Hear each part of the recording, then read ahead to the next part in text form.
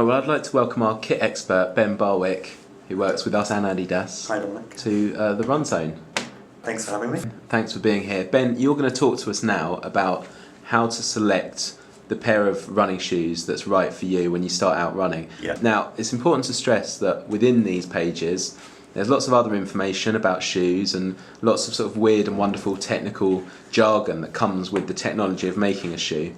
Mm-hmm. I think for the majority of runners, by all means watch them, but probably be quite selective about the information they take on board. The video that is essential to you if you're just starting out running is this one. This is it. This is okay, because this is how Ben now is going to explain to you exactly how with your help, Dominic, I hope. Well, certainly I'll do all I can. So Ben, I've maybe just taken up running for the first time. I'm looking to purchase shoes. Shoes are the most important piece of kit. I like to think that they are. Your foot, I say this a lot, but your foot is what connects you to the ground. So you need to make sure that it's looked after as much as possible. When you're running, your foot lands from sort of between 80 and 90 times a minute on average. So let's say so you do 2 minutes of running, your foot's landed 160 times on the ground. If you're running a marathon, for example, I think it's almost 40,000 times your foot lands on the ground in a 4-hour period. That's a hell of a lot of sort of impact with the ground. Okay, so if I go into a running shop for the first time, we can see behind you some a lovely range of Adidas shoes in all different colours and shapes and sizes. Can I pick the prettiest one? The ones that maybe suit my eyes the best and that suit your hair colour. Unfortunately, Dominic, colourways tend to be there's one colour per shoe per season that the store will take. And it's not about the colour of the shoe or how it looks, but it's about the function that it gives your foot, because we want it to be as functional as possible and work as well with you and how you run, rather than what works for someone else may not work for you. Okay, so what's the correct process when you're actually buying a shoe? Well, what we need to first find out is that there's so many different shoes, ranging from sort of a lightweight shoes through to your sort of trail shoes and your everyday shoes. But your everyday running shoe comes in a sort of a neutral or support category. What I mean by that... What does that mean? Okay, so when you walk or you run, your foot land through most people land through the heel and roll forward like that. What that motion's called is pronation, which everyone's foot will do to a degree.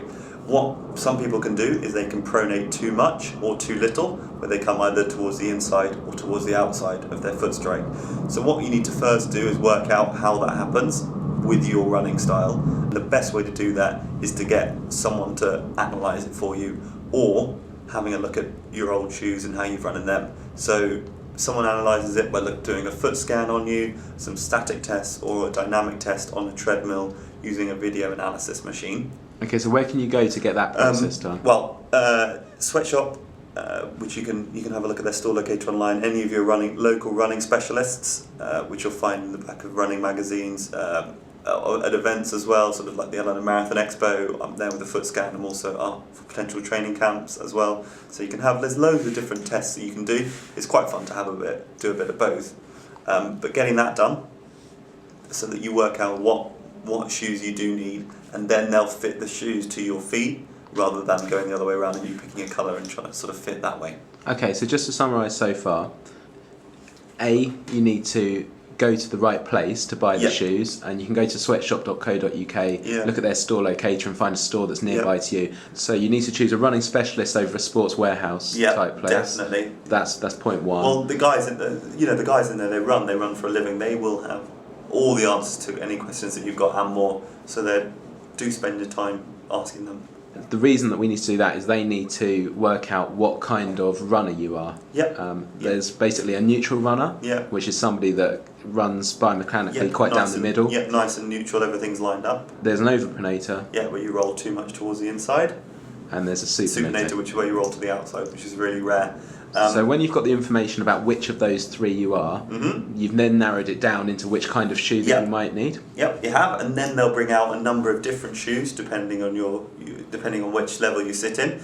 And so you'll look at a shoe with a support on the inside, or perhaps no support at all, or a little bit more support. Sorry, it's very ungainly, but that's got a little bit more support to it.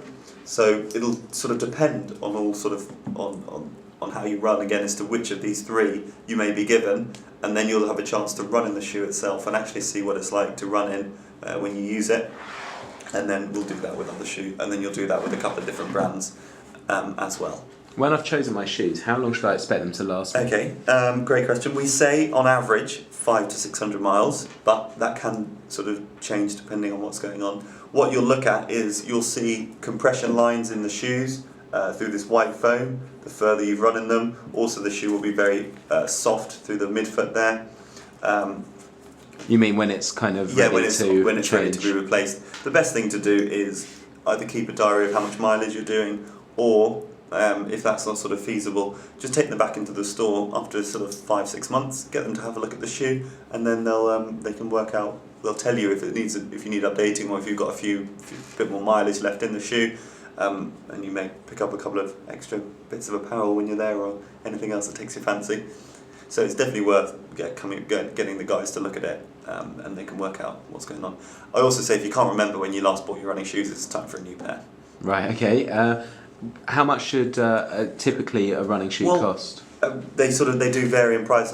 £80 to £85 is a good mid-range price point, and you get a really good quality shoe for that. You can obviously, if you pick up in the sales, spend a bit less. That sort of £70 to £75 price point can work, but I think you can tell the difference between the two. That said, there is a sort of the £105 price point, if not a bit further on, and some people find that those shoes really work for them, others not so much. So try them on, have a run about, see if they feel good.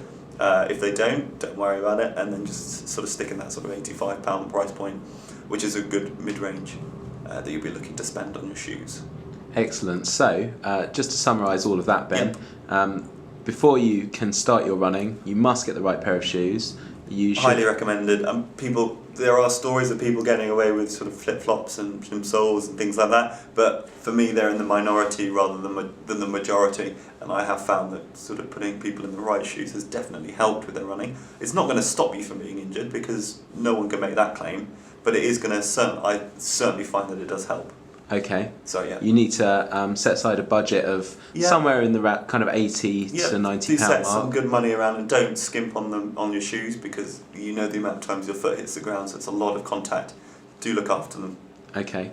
Make savings maybe elsewhere in other areas of kit if you do want to sort of bring the budget down, but get the shoes right. And you should expect them to last you around about 500. Yeah, 500 to 600 miles. And you should also get them from a running specialist who are going to analyse your gait, find out what kind of runner you are, and make sure that you go away with the right shoes. Yeah, and they will offer you great service, and I can't say anything bad about specialists. Excellent. Thank you, Ben. No worries. Good luck with your running.